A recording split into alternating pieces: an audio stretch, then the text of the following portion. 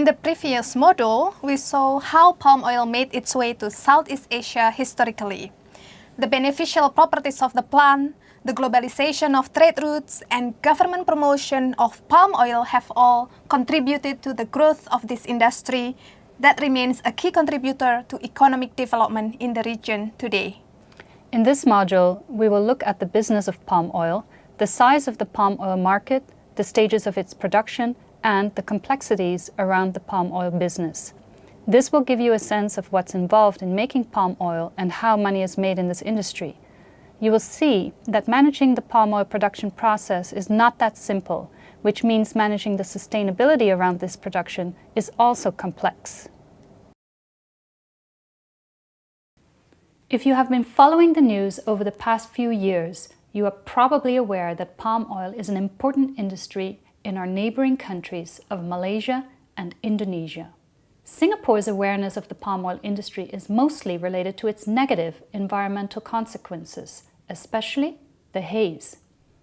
This will be discussed in Module 4. But how important is palm oil really in our region? We can start answering this question by looking at how big the palm oil industry is and comparing it to other industries. But first, we must know what palm oil is in economic and business terms.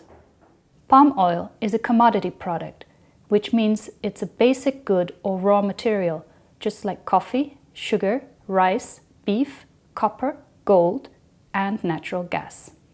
So commodity is naturally a basic good which is interchangeable, and actually for the company which sources commodities, and commodities are usually used in the production of goods such as food. So usually for the company which sources commodities, it doesn't matter from which producer it sources. So the commodity is the same if it's grown, like say if we're talking about soft commodities such as agriculture commodities, if they are grown on this plantation or that plantation.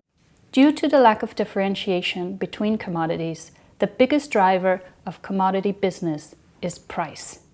The producer who has the best price, which is typically the producer that can operate at the lowest cost, is the business that will sell its products the quickest. Now, in a commodity business, it means that there are no long-term contracts. Like, I'm not committed to buy from you over a 1-year term. This month, I'll buy from you, but next month, I can buy from somebody else. It's always an open tender to take whatever is the best price available as a trading company. That's how the commodity business works. And because there's no long-term commitment, suppliers can choose to sell to you today or sell to somebody else tomorrow. But price alone does not determine why palm oil is such a popular commodity. Why is it that manufacturers like to use palm oil in their products over other oils? The answer lies in the properties of palm oil that make it a favorable ingredient. Among edible oils, palm oil can easily substitute other more expensive oils such as olive oil or sunflower oil, not only because of its price, but also due to its other properties. Palm oil has many beneficial properties. For example, palm oil has a long shelf life and does not go rancid over time. So palm oil is always in high demand because it's extremely versatile and extremely cheap. Palm oil has certain properties which makes it very flexible and very useful. It appears as some kind of semi-solid at room temperature, and it has a very high boiling point, which means that it can be used both as a liquid ingredient as well as shortening, such as butter substitutes.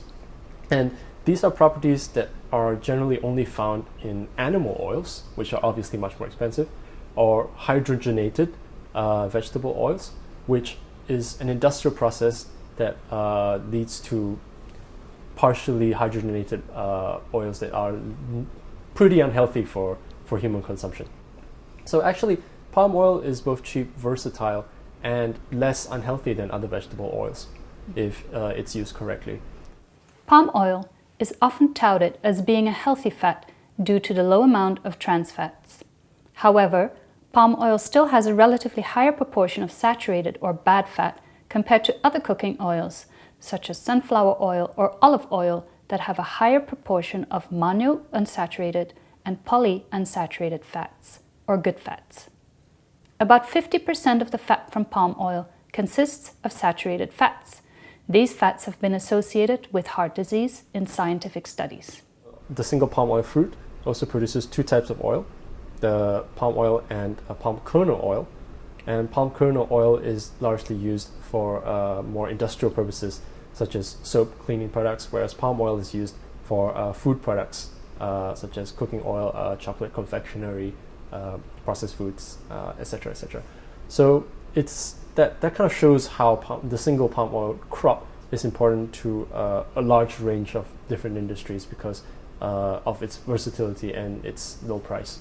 So crude palm oil can be refined into different refined products in the refined oil, and from the refined oil, for example, it can go into specialty fats. Specialty fats are like fats that are used in your, for example, your chocolate as a cocoa substitute, or as your margarine, and that's for specialty fats. And then you have your oleochemicals, where it is used as chemicals as the fundamental ingredient to be used for your shampoo and for your bath foam, for example, or for the pet food, to hold the ingredients together. So these are the chemicals that we know in our daily lives, or perhaps even as a cooking oil that you use to maybe fry your food, for example. Yeah, and so it's very versatile in that sense.